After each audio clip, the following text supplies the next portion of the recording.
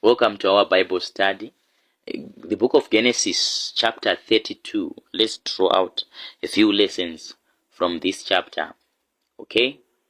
As you are on your path to destiny and on that path of obeying and following God's instruction and command concerning your life, may the heavens schedule encounters for you. Such encounters that will push you into your destiny, such encounters that will push you into your ordained future purpose and call. All right. Yes. Then, as we continue now, verse 4 and verse 6. May we always be very careful of the report which we listen to, the message which we listen to. This is a very, very important warning. The report which you listen to, the message which you listen to and work with, that message which you are using to base your faith upon, to base your decision upon. I want to actually believe that these messengers meant well. They meant well when they were coming to Jacob, but the kind of message which they carried, their wickedness is in the fact that they left Jacob stressed and very afraid. You see now, there is a wickedness out there. Some men are actually genuine men of God, but they are bringing a message which is wrong, a message which is a very strange message, a wicked message, an evil report. You see, they leave people. I just want you to check this one. There are people, after they have spoken to you, after speaking to you, they leave you afraid, they leave you angry, they leave you confused, they leave you stressed, and all those negative emotions. I just want you to guard yourself from such wolves in sheep's clothing.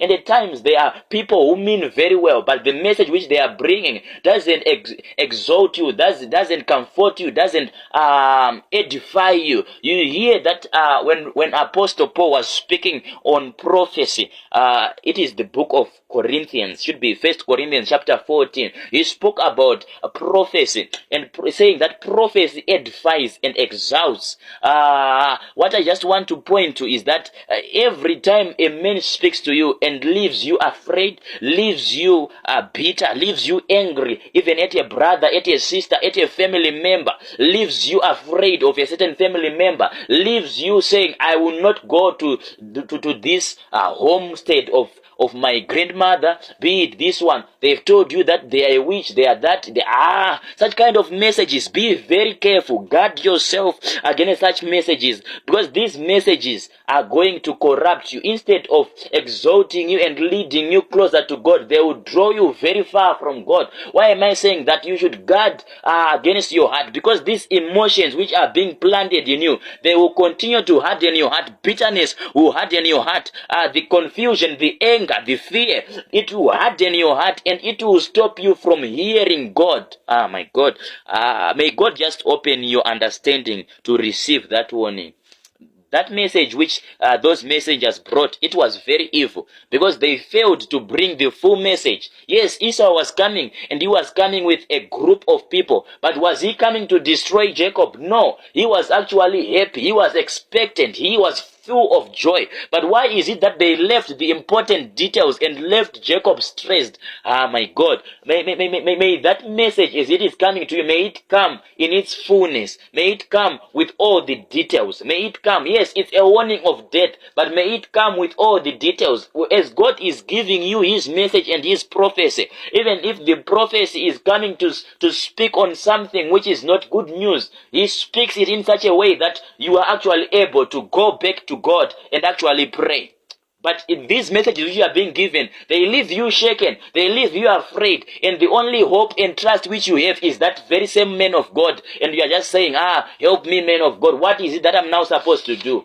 Okay, let's move forward. Let's touch other topics. We here look at that prayer which Jacob makes from verse 9 up to verse 12.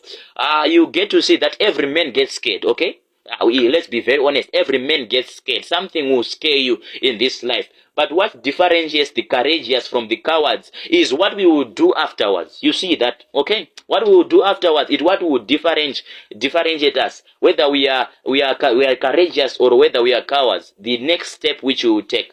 Okay, Jacob took courage in God's word, God's promise concerning his life. In fact, his prayer was to just remind God of his promise and his word over his life.